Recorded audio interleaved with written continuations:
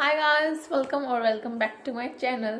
आज हम देखने वाले हैं कि डेली बैंकिंग एस्पिरेंट्स को what should be their goal to reach to get a banking job in bank in 2026.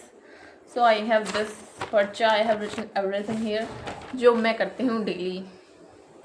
Now let's see guys what I do in a day so that I can manage time in the final exam. जैसे कि यहाँ पे लिखा हुआ देख सकते हैं आप, the quality of your life depends on the quality of your habit. It's so true in the sense, क्योंकि अगर हम डेली जिस चीज़ को प्रैक्टिस कर रहे हैं उसको एग्जाम में आ जाए, इससे अच्छा तो कुछ हो ही नहीं सकता। अभी देखो हमारे पास 3 सब्जेक्ट्स होते हैं जो हमें डेली करने होते हैं, क्वांट, रीजनिंग एंड इंग्लिश। ठीक है, तो क्वांट में तो शुरू करते हैं हम अपनी स्पीड मैथ्स के साथ।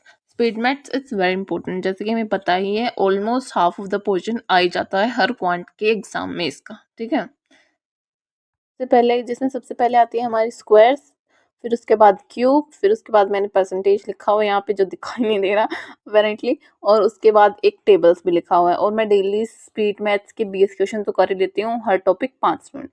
और फिर हमारे क्वांट में डीआई भी है, 2 से शुरुआत कीजिए आप और 5 फिर 7 पे मूव ऑन कर जाइए। इट्स वेरी इंपॉर्टेंट, आपको बहुत ज़्यादा हेल्प मिलेगी फिर क्वांट के एग्जाम में, अगर आप इनको डेली प्रैक्टिस अभी से शुरू करना शुरू कर देंगे तो। और अभी बारी आती है रीजनिंग की, जिसमें मैं डेली एक टॉपिक तो कर ही लेती हूँ, जिसमें आप शुरुआत कर सकते हैं 20 क्वेश्चन की। 20 क्वेश्चन से फिर आप 50 क्वेश्चन एक टॉपिक के आराम से हो जाते हैं, इजी होते हैं। इसमें मुझे जो डिफ़िकल्ट लगता है वो अल्फ़ा न्यूमेरिक सीरीज़ और डायरेक्शन, मुझे तो काफ़ी कन्फ्यूजन हो जाता है डायरेक्शन वगैरह में। सो मैं इनके ऑलमोस्ट डेली कर ही लेती हूँ क्वेश्चंस, 2-4 क्वेश्चन तो डेली मेंस लेवल की कर ही होती हूँ। और फिर आती है हमारी पजल्स, वेरी इंपॉर्टेंट अगेन। 5 से शुरुआत कीजिए, 10 तो डेली करनी ही करनी है, no negotiation on that. Okay, फिर आ गई हमारी इंग्लिश, जिसमें एडिटोरियल करना तो बहुत ही ज़्यादा इम्पोर्टेंट है, very important as we no.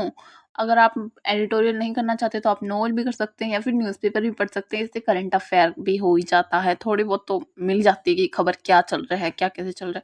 और आप एडिटोरियल के साथ अपना एक वोकैब बुक भी बना सकते हैं, जिससे आपको एग्ज़ाम टाइम में रिवाइज करने में बहुत ही आसानी होगी। तो बस यही था मेरा डेली रूटीन, जिसमें कभी-कभार 3 घंटे लग जाते हैं, कभी 2 घंटों में हो जाता है, कभी कुछ चीज़ छूट भी जाती है और कभी कुछ ज़्यादा भी हो जाता है। It's okay completely.